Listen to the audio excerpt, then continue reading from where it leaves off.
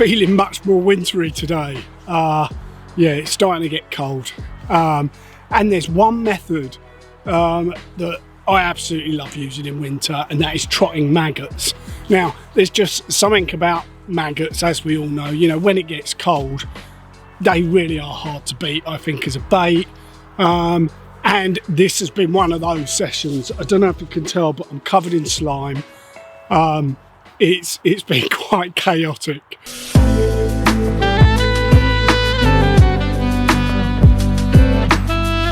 The kit that I'm using for my trotting, I am using the glide rod.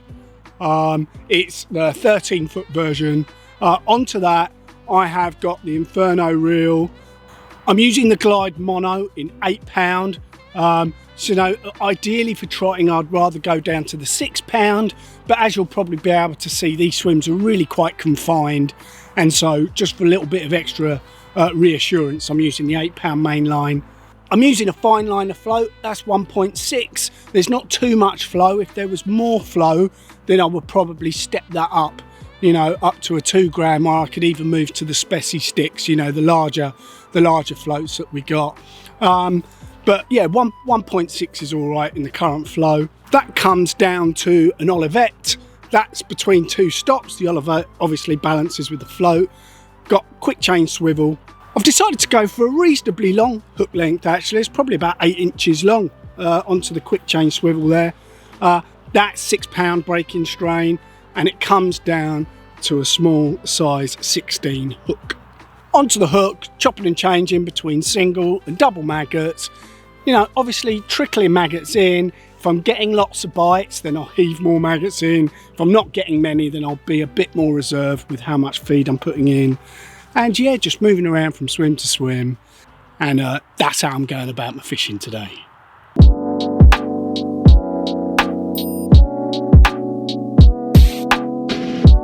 Okay. First half decent fish of the morning. Just a baby. So, here for the chub really. But catching lovely little river fish like this. And I don't mind doing that while I'm waiting. But hopefully those chub will move in.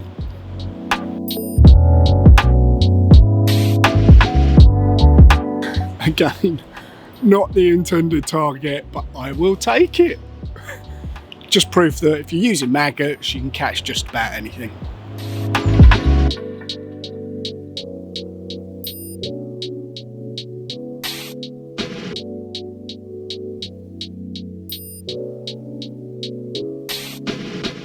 Started off, was catching some small fish, you know, the odd roach and a small chub, even a little perch. But, you know, I couldn't get any swims going.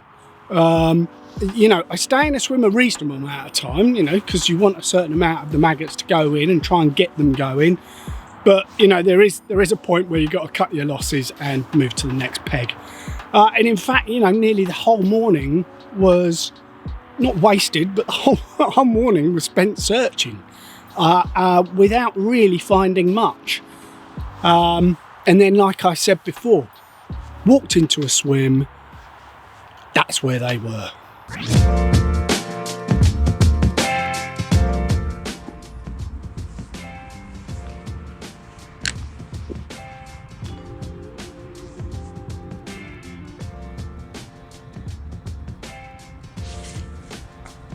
Go fish on. Keep the rod down. Come on, out you come. Out you come. Where are you? Out you come. Very hard here. Glad I got the stronger stuff on. But he's had that straight away. Whew. I only think it's a chub. Yes, it is. Oof. God, you didn't grab that. Whew. Quite hard with a long rod in a short space. In you come. Ah, lovely.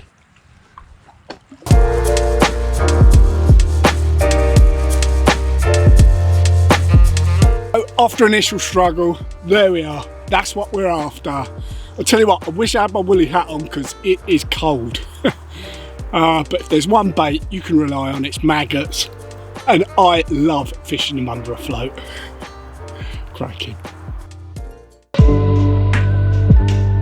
Having found the fish, I then, for reasons only known by myself, made the strange decision to carry on having a wander around. What I do when I come into a swim, because obviously all these swims are different depths, what I do is I have a bit of a look and I'll try and go slightly shallower than I think it is on my first trot through. Then what I tend to do is I'll just slide the float up the line, fish deeper and deeper until I catch the bottom, then shallow up slightly, and then I'll leave it at that, you know, so that I'm fishing sort of fairly close to the bottom.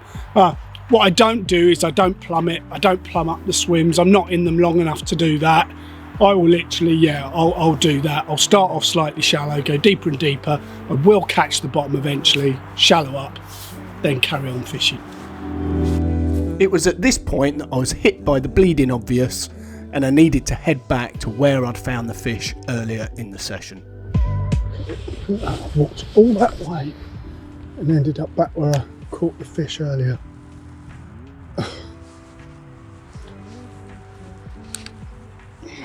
See if we can get another one just as we pass past the bush.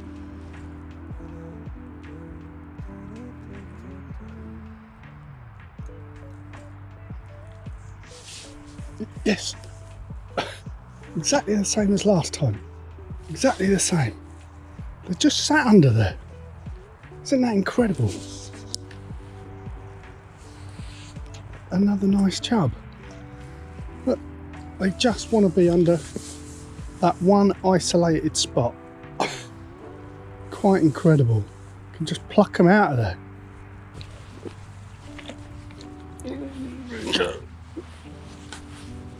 Another nice one. That was quite a tough battle, so what I decided to do is leave that chub resting in the net while I had another trot through. Let it just trot past.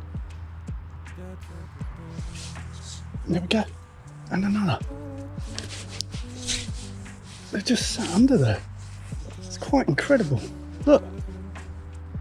This one's really pulling.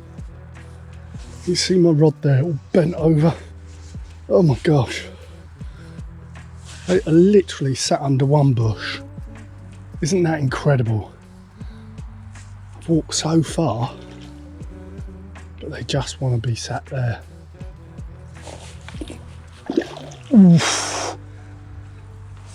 Actually got one resting in the net because I decided to have a trot through.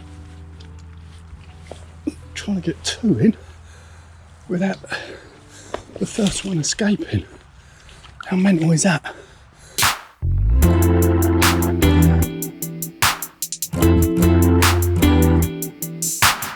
That's how devastating trotting maggots can be. Two very good chub. Absolutely incredible. Just found them literally under a bush. One trot after the other.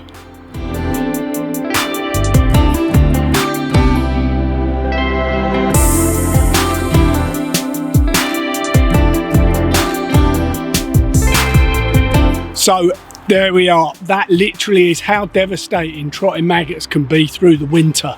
You know, if you really are scratching for a bite, I think that it's hard to beat maggots personally. They're not necessarily wanting to feed on heavy baits like meat and pellet, but red maggots, they just can't seem to resist.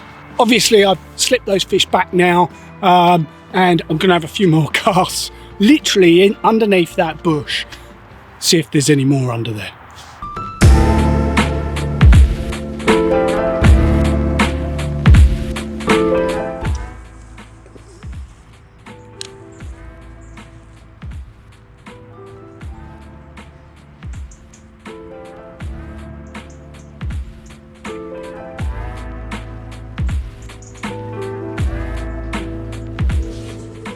Okay, another decent one. I can feel it. Oh, it's burrowing hard. That's why we need the tough line. Burrowing very hard. Look at the rod. It's not pretty, but hey, it worked, and we've got another nice chub. There we go.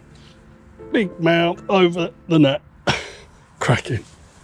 And I did get another. In fact, I got another couple.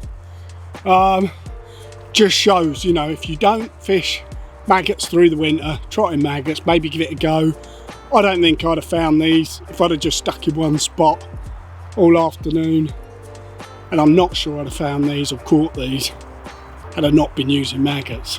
So, yeah, maybe give it a go this winter. Hopefully it will give you some decent sport like this.